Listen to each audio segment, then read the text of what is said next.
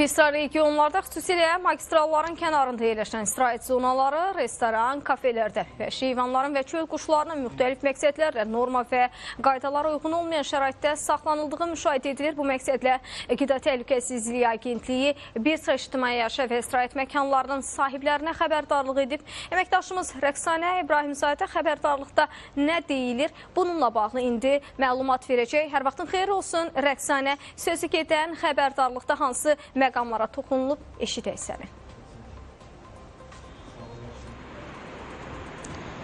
Salam, hər vaxtınız xeyir olsun. Bəli, elə dediyiniz kimi Azərbaycan Qida Təhlükəsizliyi Agentliyi ictimai yaşayış obyektlərinin eyni zamanda istirahət məkanlarının sahiblərinə xəbərdarlıq ünvanlayıb və bu xəbərdarlıqda əsasən vəhşi heyvanların, eyni zamanda çöl quşlarının qanunsuz şəkildə nümayişi ilə bağlıdır. İndi isə elə xəbərdarlığın detalları ilə bağlı informasiyaları Azərbaycan Qida Təhlükəsizliyi Agentliyinin şöbə müdiri Mansur Priyevdən alacağıq. Xoş gördük Mansur bəy. Xəbərdarlığın detalları sizdən eşidək. Buyurun.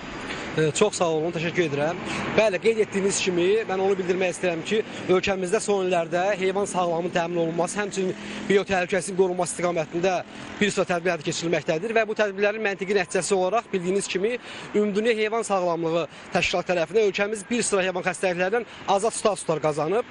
Təbii ki, biz bunların içərisində göstərə bilərik xırda buluzu heyvanların taun xəstəliyi, quş qripindən azad status və eyni zamanda bir sıra heyvan xəstəliyindən azad statuslar var ki, bunlar da qorunub saxlanılmaqdadır.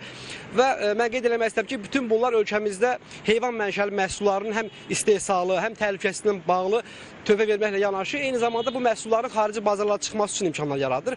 Və mən bunu qeyd edə bilərəm ki, son illərdə bilirsiniz ki, həm Avropa, həm də Çin, Rusiya, Amerika Birləşmiş Ştatlar kimi ölkələrdə bilirsiniz ki, heyvan mənşəli məhsullar belə deyək də ixrac olunur və aparılan monitorinqlər, eyni zamanda müşahidələr onu göstərir ki, çox təəssüf ki, bir sıra ictimai yaşayış müəssisələrində, kafelərdə, restoranlarda, böyük belə deyək, istirahət zonalarında, istirahət məkanlarında, əsasən bu məkanlar belə deyək də, magistral yolların kənarlarında, xüsusilə regionlara biz üst tutanda görürük ki, səfər yerində görürük ki, yol kənarlarında bu cürə, belə deyək, istirahət məkanlarında vəhşi heyvanlar, belə deyək, qanunvericinin tərəfləri kobud şəkildə pozmaqla, heç bir tələblərə riayət etmədən saxlanılır, onlar nümayiş olunur. Eyni zamanda, hətta təəssüflə qeyd etmək lazımdır ki, bunların bəzən qida məqsədindən istifadə olunur.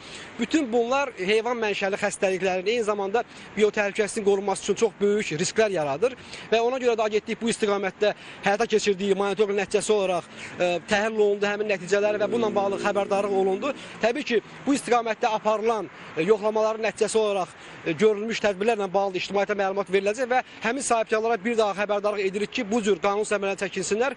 Çünki heyvan sağlamlığının qorunması başlıca məqsəddir və qida təhlükəsizliyinin təmin olunmasında bir nömrəli, belə deyək də, fəaliyyətlərdən biridir. Təşəkkürlər Mansur bəy. Çox sağ olun informasiyaları biz və tamaşaçılarımızla paylaşdığınız üçün. Bir daha xatırladım ki, Azərbaycan Qida Təhlükəsizliyi Agentliyi qanunsuz şəkildə yəni vəhşi heyvanların, eyni zamanda çöl quşlarının saxlanması, nümayiş etdirilməsi ilə bağlı ictimai yaşayış obyektlərinə, eyni zamanda istirahət məkanlarının sahiblərinə xəbərdarlıq ünvanlayıb və elə xəbərdarlığın detalları ilə bağlı da yəni informasiyaları qurum rəsmisindən aldıq. Çatıra biləcəklərimiz isə bu qədərdir. Söz yenidən sizdədir. Təşəkkür edirik hər ikinizə də Rəqsanə.